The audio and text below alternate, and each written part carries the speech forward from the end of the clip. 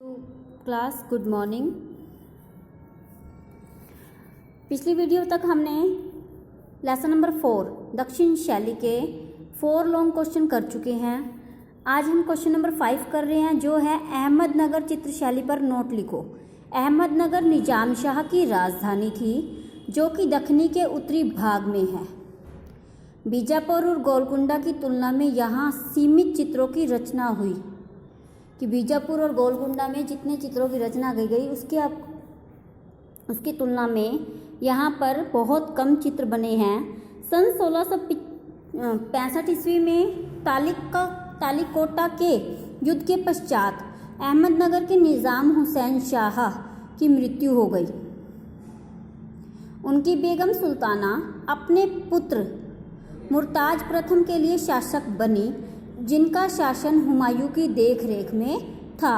कि उनकी जो बेगम थी सुल्ताना, वो अपने पुत्र के लिए शासक बन गई, परंतु वह हुमायूं की देखरेख में कार्य करती रही।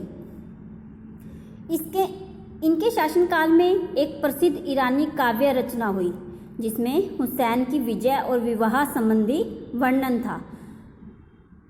उसका शीर्षक था तारीफ़े हुसैन शाही। इससे संबंधित एक चित्र भारत इतिहास संशोधक मंडल पूना में सुरक्षित है, जिसका शीर्षक है king sitting on the throne, जिसमें छापेदार गद्देदार आसन पर शेख जैसा राजा बैठा है, परंतु उसके सिर पर मुकुट न होकर गोल टोपी है। बाईं ओर 3 तथा दाईं ओर 2 स्त्रियां चित्रित हैं, जो वस्त्राभूषण और सज्जा से मालवा शैली से संबंध रखती हैं।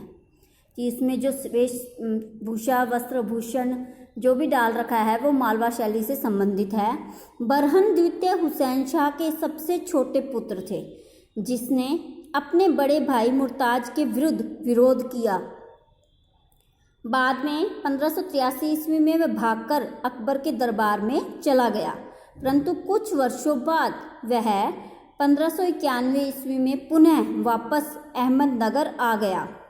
बरहन का राज्य काल यद्यपि बहुत उत्कृष्ट नहीं था, मतलब बहुत अधिक नहीं चला, परंतु फिर भी उसके कार्य समय में कलाकारों ने उन अनेक कलाकृतियों की रचना की। अनेक विद्वान उनके दरबार की शोभा बढ़ाते थे। विख्यात इतिहासकार फैरतिशा तथा जोहरी को भी इनका आश्रय मिला, इसलिए जोहरी ने अपनी प्रसिद्ध रचना साकीनामा बरहन को समर्पित की। कुछ समय पश्चात वह बीजापुर चले गए। दक्षिण की अन्य शैलियों के समान अहमदनगर में भी रागमाला संबंधी चित्रों की रचना हुई। इसी श्रृंखला का एक चित्र था हिंडोला राग, नेशनल म्यूजियम नई दिल्ली में सुरक्षित है। यह चित्र 1580 से 1590 के मध्य का है, जिसकी विशेषताएं लोर चंदा और चोर पंचाशिका के चित्रों में साम्य रखती है। चित्र में लय का सुंदर सृजन है। अग्रभूमि में सितारों की आकृति में छोटा सा तालाब चित्रित है, जैसे कि फारसी शैली में है। दाईं ओर 2 नायिकाएं पिचकारी से सैफरन रंग का पानी बीच में बैठे नायक और नायिकाओं पर डाल रही हैं। झूले की रस्सियों का एक विशाल वृक्ष के मध्य से निकल रही है। मध्य में लगभग श्वेत यानी सफ़ेद सपाट भूमि पर छोटे छोटे रंगीन पौधे उगे हुए हैं। बाईं ओर एक नायिका वीणा जैसा वाद्य बजा रही है, जिसकी ओर नायक और नायिका केंद्रित हैं। सन 1600 ईस्वी तक अहमदनगर दक्षिण के संरक्षण के आश्रम में रहा, परंतु सन 1601 में यहाँ अकबर का अधिकार हो गया और निजी विशेषताओं के अतिरिक्त यहाँ के चित्रों पर यूरोपियन प्रभाव भी लिखित होने लगा। इन चित्रों में कहीं भारतीय विषयों में पात्रों के पाश्चात्य वस्त्रों तथा पृष्ठभूमि को अतिरिक्त यथार्थ शैली में बनाया गया है, और कहीं पाश्चात्य विषयों को भारतीय परिवेश में दर्शाया गया है। इसी प्रकार के कुछ प्रसिद्ध चित्र a European lady with a dog, the Virgin Mary with the infant तथा नेटिविटी आदि हैं। उसके बाद हमारा आता है क्वेश्चन नंबर 6, तंजौर शैली की प्रविधि का उल्लेख करो। तंजौर शैली के चित्र आमतौर पर लकड़ी पर बने हैं, कि हमेशा लगभग जो सारे चित्र हैं वो लकड़ी पर बने हैं और अधिकतर कटहल के एक तख्ते पर हैं। पहले एक दफ्ती पर इमली की गोंद से लिपाई की जाती थी। इमली की जो गोंद होती है उससे इसकी लिपाई की जाती थी। उसके ऊपर 1 या 2 महीन कपड़े पतले की तह चिपकाई जाती थी। महीन मैंने पतले। इसके बाद कपड़े पर चूने का लेप चढ़ाया जाता था। जब कई चूने की परत चढ़ाई जा चुकी होती थी तब एक पत्थर या शंख से उसकी घिसाई करके इसे चिकना कर दिया जाता था। उसके बाद एक ब्रश से इस पर रेखांकन यानी रेखाएं खींची जाती थी। रेखांकन करके चिन्ह अंकित किए जाते थे।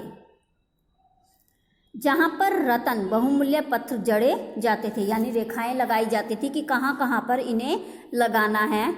जहाँ पर सोना और रत्न लगे हैं वहाँ पर सुखन नामक लेप चढ़ाया जाता था, जिस पर रत्न और कांच के टुकड़े लगाए जाते थे।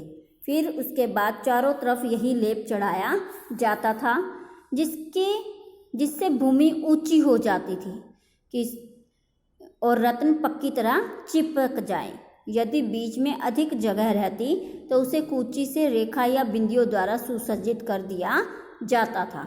फिर सुखन पर स्वर्ण पत्र चिपकाया जाता था, भी जो सुखन का लेप लगाया जाता था। फिर उसके बाद उसके ऊपर स्वर्ण पत्र को चिपका दिया जाता था। सोने से बना हुआ एक कागज होता है उस कलर का।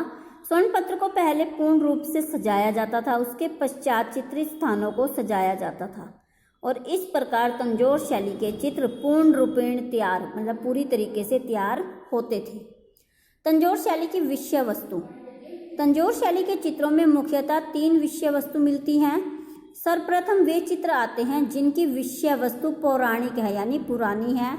इनमें आकृतियां अधिक हैं, यानी इसमें चित्र बहुत अधिक बनाए गए हैं जो किसी बड़ी घटना या वृत्तांत का चित्रण करती है। ये चित्र परंपरागत तथा नायकों के भित्ति चित्रों से मिलते जुलते हैं।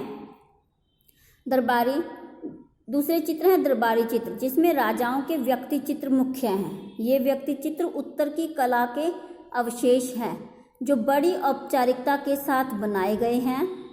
ये चित्र बड़ी सजावट के हैं। इनमें छब्बेदार अलंकृत पर्दे दिखाए गए हैं। अलंकृत यानी सजे हुए, जिसमें फुंदने लटके हुए हैं। ये यूरोपियन सज्जा का प्रभाव है।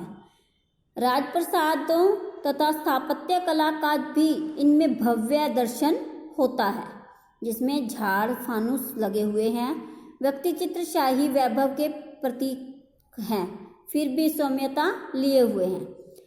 तीसरे प्रकार के चित्र वे हैं जिसमें केवल एक उपास्य देवता चित्रित है। इन देवताओं को स्वर्ग की राजकुमारों की तरह चित्रित किया गया है।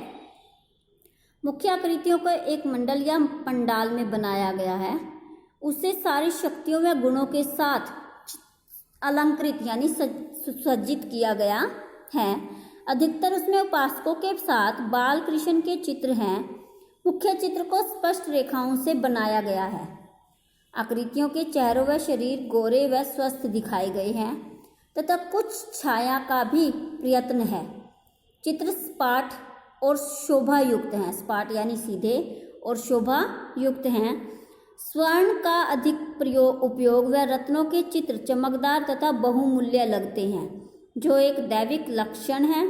मक्खन लिए हुए बालकृष्ण बहुत ही सुंदर चित्रित किए गए हैं। इन चित्रों में आकृतियां जानदार हैं तथा सांसारिक हैं।